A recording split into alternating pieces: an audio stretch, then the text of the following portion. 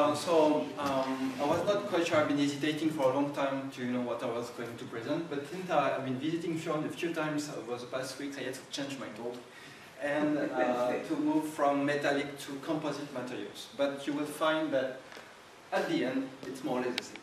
So we'll come back on it a bit. I think it was also a good idea maybe to change of materials and to see what are the issues in there. The background of this study is triggered by a big project which is called DuraFit. You see there are many partners in the program. But the main objective is to develop the use of short fiber reinforced polymers in the automotive industry. So they are trying to develop this use quite extensively. But there are a lot of issues, in particular only from the point of view of fatigue, how to design fatigue, how to predict the fatigue life of such structures, which are quite complex and which have a lot of issues. So we are trying to estimate, try to develop models to better predict the fatigue life of such components. But we found that in the literature we had quite a rough view of the evolution of damage in such materials. So we have been focusing in that the part of the work that I will present today on the experimental evaluation of the damage development in such materials, and to finally go towards fatigue life prediction, but it's not quite the aim today. I will make it very briefly. So just let you know about the material. It's a short fiber reinforced polymers. It's glass fibers, and it's injected plates. So you have an injection direction here, and we took from the plates specimens at different angles with respect to the injection direction. So you have anisotropic material at the end, since when you are injecting your materials, you have your fibers that are aligned in the direction of flow. So it's globally aligned in the direction of flow, except in the center of the materials, of the plate, where you have a shift in the orientation of the fibers, and they are at a tiny degree with respect to the mode flow. So it's well known and predicted by modeling of the process. So it makes that you have a layer at the center of the material, 300 micron, which is a bit different from what you have on the shell of the material, with fibers aligned in the direction of the flow. And we did different fatigue testing, different frequencies with different loading ratio, trying to evaluate the effect of orientation of fibers. And going directly to the results, we observed that we effectively had anisotropy, and we tried different type of models, which was known in the literature, or parameters, trying to correlate the best the fatigue life. So we can find a lot of parameters.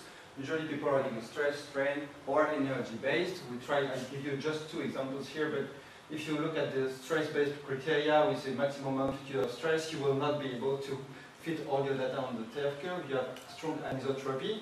But if you look at an energy-based parameter, which we have been using at the lab also on metallic materials, for example, positive strain energy, you will fit more or less your data and have more or less a master curve globally.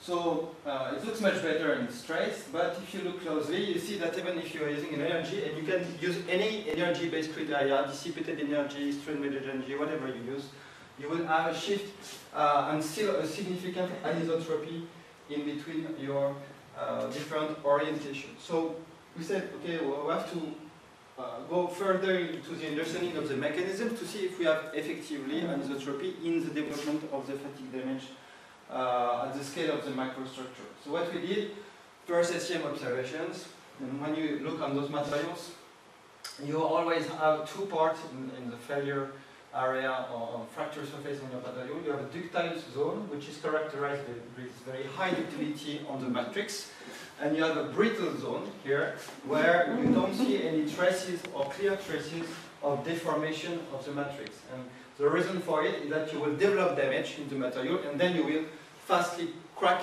your matrix, so high-speed crack propagation results in a quasi-brittle-like fracture surface.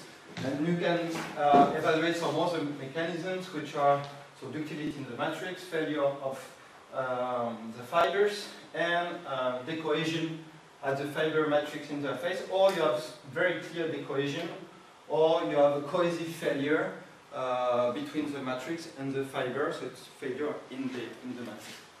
But when you look at that, you are not quite sure of what is the main predominant damage parameter. What is it? Fiber failure? Is it matrix failure? What is the first? What are the kinetics? It's more or less impossible to get easily. So what we did is interrupted test for quasi-static test and fatigue test in synchrotron in order to have the kinetics and the evolution of the kinetic of the damage and of each one of the elementary damage mechanisms.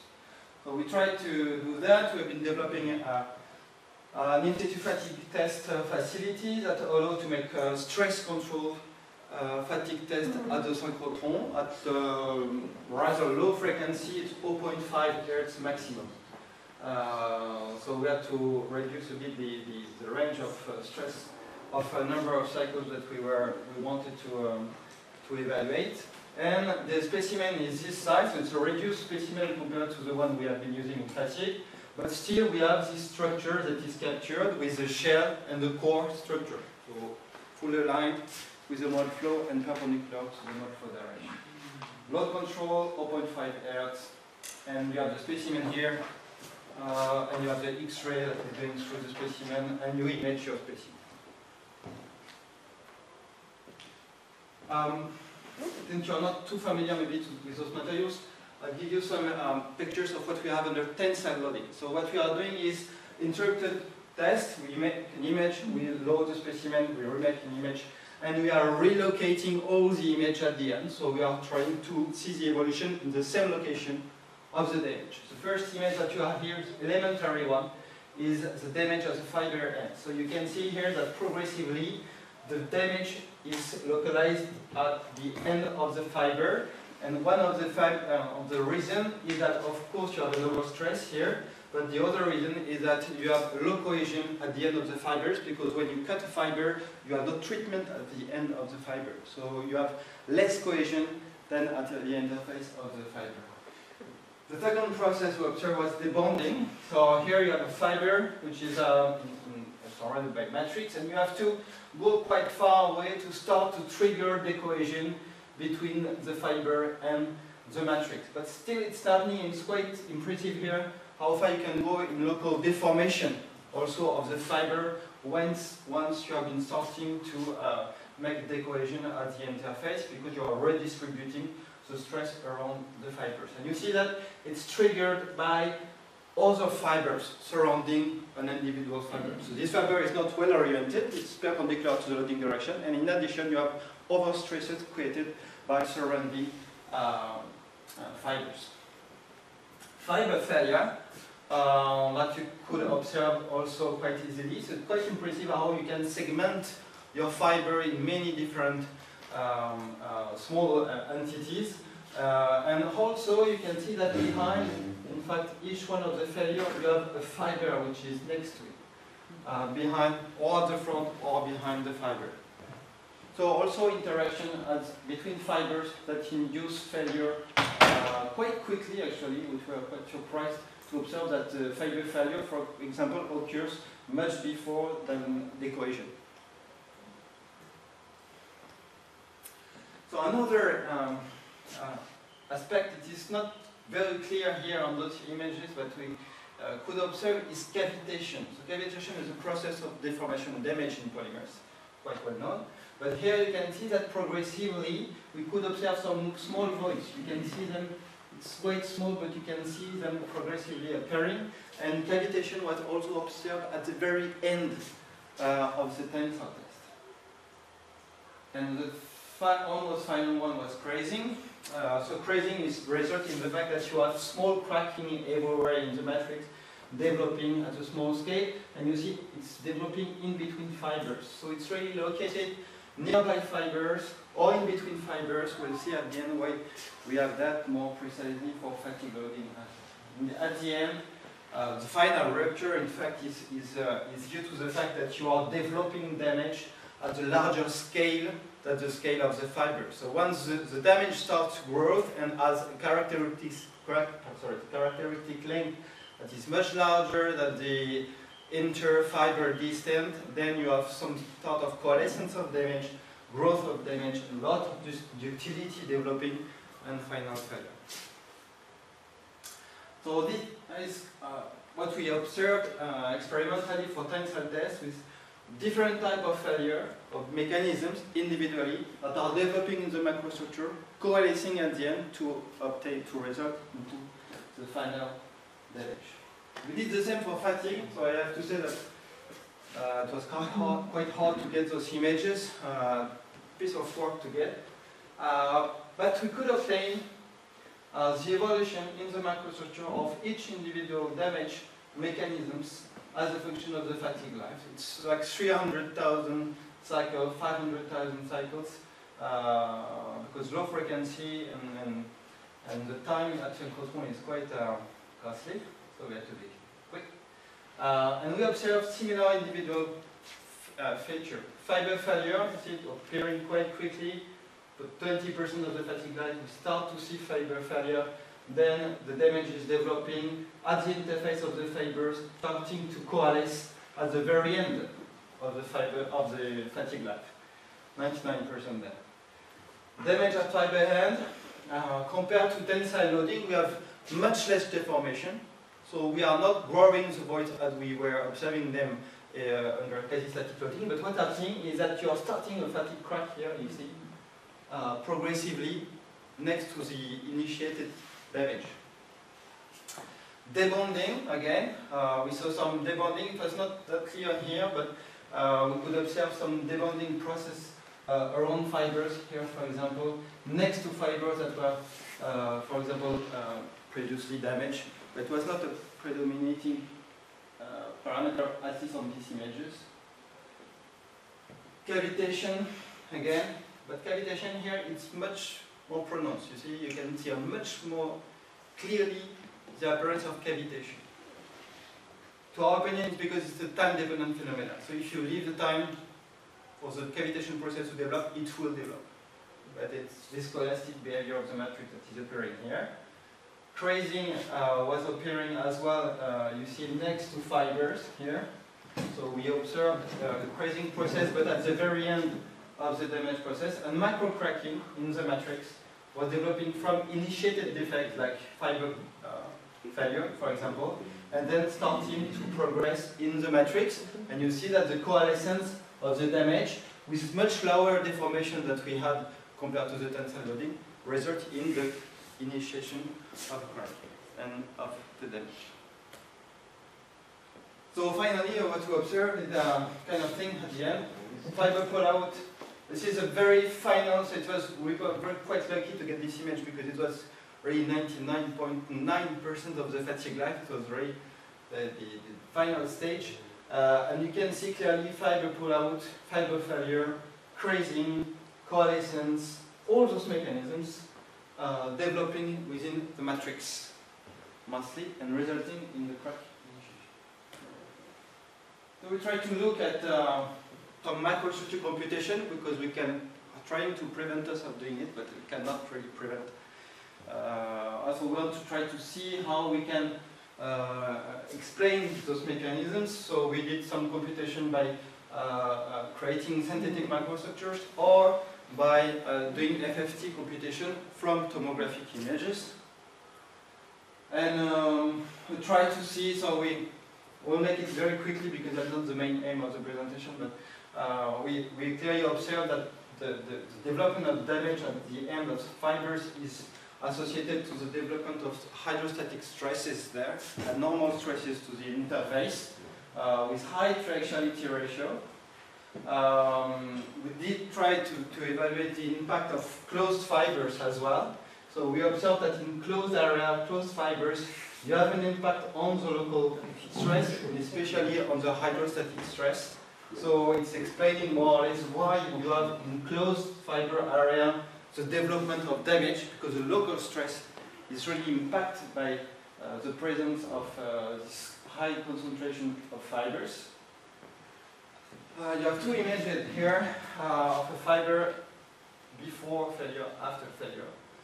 When we compute here the microstructure, you can see that when you compute For example, the normal stress here, or first principle stress along the fibers, you see that next to the other fiber you are developing an overstress.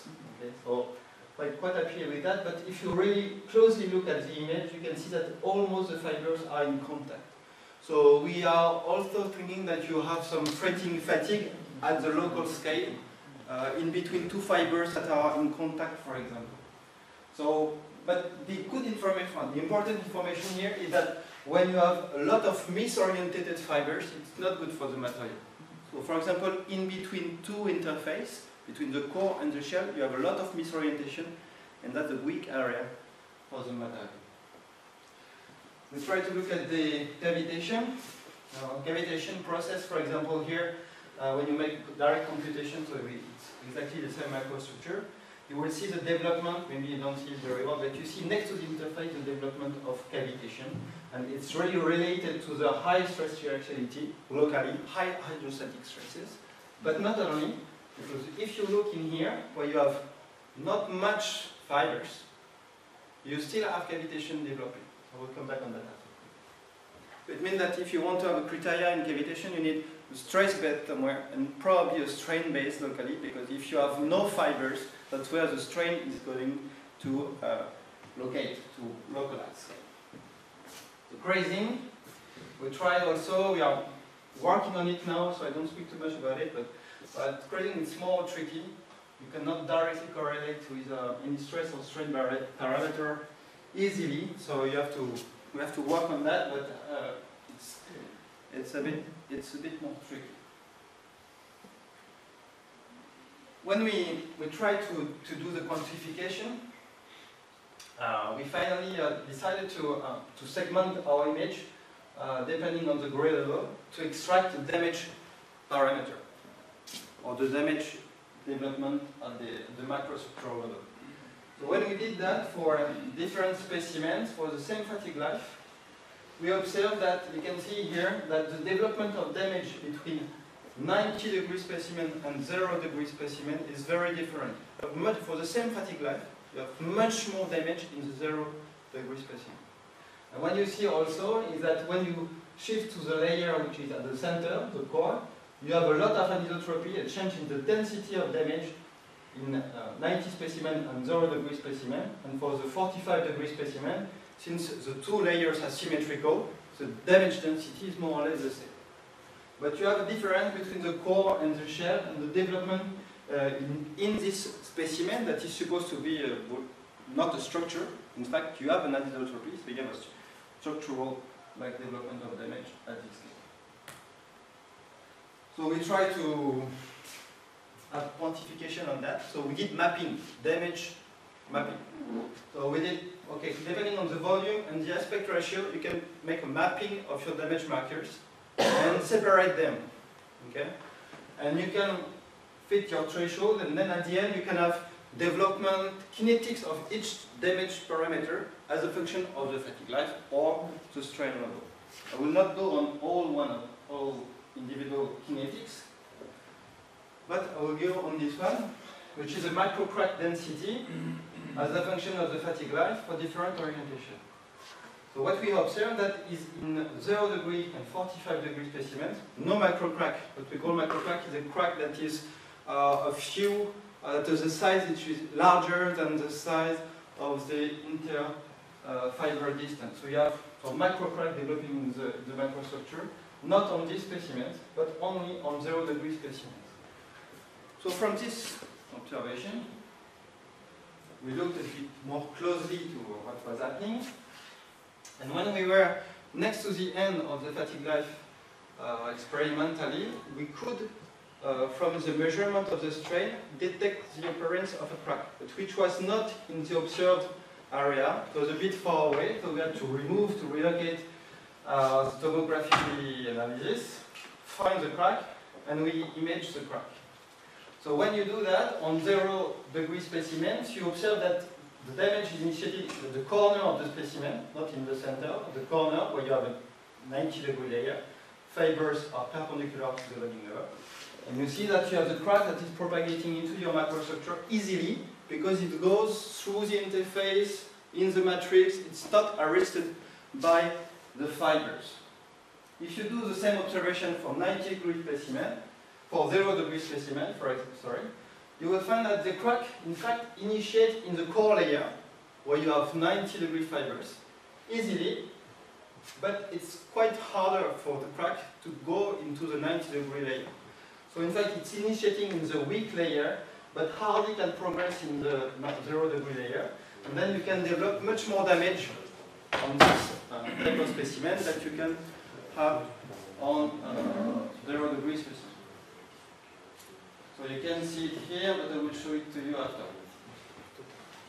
So from this observation, we did put some notch. We wanted to see the crack to progress in the microstructure, to see if we could quantify this or see it more clearly and see the crack progressing, because here we are at the end final image on the crack, but we could not see the progression. So we did put a notch inside. We did initiate a small crack, a few hundred microns, like this was 300, it was a millimeter, but it was a bit tricky to arrest. And we had the initial crack here, and the crack, we did it propagating inside the synchrotron by cyclic loading. And you can see that as a function of the number of cycles, the crack is progressing much more easily in the 0-degree layer, in the 90-degree layer, and can hardly move into the 0-degree layer. So it was confirming our supposition. I will show you if I can make it. Yes, it was here, sorry.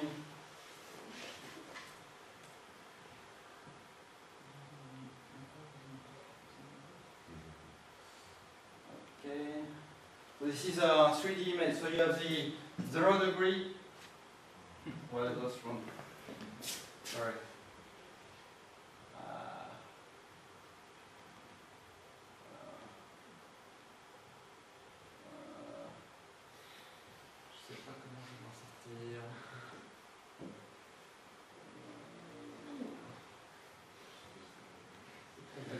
Alright, sorry. So you have the 0-degree, the fiber at 0-degree, you have the fiber at 90 in the core, and you can see that the crack is propagating easily in this direction and is arrested on the side. So you have some, even if you are in the 0-degree layer, you can see some fibers in that direction, but they are not sufficient to help the crack to grow. So, okay. Alright, so we did that. You can go some observation of the crack propagating in the matrix along the interface here and here. Normally to the fibers, but it's quite hard for the crack to go through. It needs to dissipate a lot of energy, you have to develop a lot of damage to be able to propagate this crack. So it explains the fact that at 0-degree, you will, as soon as you have a critical, the size of the critical crack is very small, and then you will quickly go into the microstructure, while at 0-degree, you will be able to develop a lot of damage, and the crack will be able to progress easily. But it's the very end of the damage process. So, when we look back to that, we said, okay, from those observations, we are quite happy, because we explained the fact that you have an offset in terms of strain energy, because you need to put more energy in your specimen to be able to propagate the crack. So it's explained the anisotropy quite well, and the fact that for 90-degree and 45-degree specimen, it's more or less the same. It's unifying the data. It's also logical because at 45-degree, I did not show you, but you don't have this crack arrest thing. So you need to be at 0-degree to see it. But then we were happy, and then we were not happy when we looked at the R ratio. Because we said the R ratio, it's terrible, because when you start to have high R ratio here, you are not unifying your data at all. So your parameter that you're going to say, okay, I'm going to have to put some anisotropy into my model, but I'm going to be able to fit the data. So if I want to do this, I'm going to have to put another parameter to make the R ratio to be sensitive to model, to be sensitive to the R ratio. Then we relooked to our data. And when you look at the data, in fact, I'll show you a few here, but each time in the picture you have a parameter, a critical length here for damage development. So you have the damage that is developing in some critical distances here.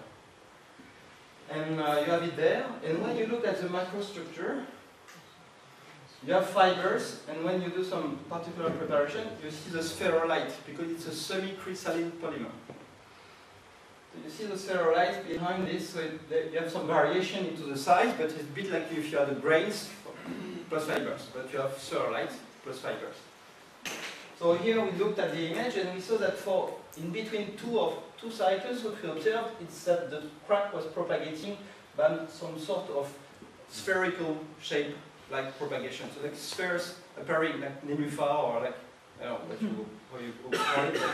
These spheres here, it was really very near to the side of the spheroids. And from this image, I really been thinking to a friend of mine that was doing his PhD at the same time as I, and he was working on creep in polyethylene. And when you look at on creep on polyethylene, you see this type of small damage zone appearing there. And this damage zone on polyethylene is much more easier than on a polyamide. You can do some etching, and you see that the cracking here corresponds to the size of the spherolites. It was brittle failure on the creep, long-term failure on the creep, and with low deformation, you had failure on this type of loading, this type of mechanisms. So we looked at the data, and we said, okay, well, we're going to try to see a creep like a poisonary creep, but mean deformation, strain rate, mean strain rate, as a function of the fatigue life, and we have quite stable values here, independently of the orientation and the fatigue life. It's stabilizing quite quickly. And we looked at that as a function of the fatigue life this time. And we observed that we were matching more or less all our data, independently of the loading ratio, the orientation, the effect of thermal-heating, self-heating or not, self-heating with convection or not, and frequency effect. So we match more or less everything except the -5 ratio here, where it's a bit slightly offset, but it's a ratio of 4 or 5, for example. So here it's quite easy to set up, but for all the other tests, we observed that this was a key parameter, in fact, the strain rate. And in fact, the strain rate here, if you look at the model, so all this strain here, it's in the matrix, because the fibers don't have any deformation.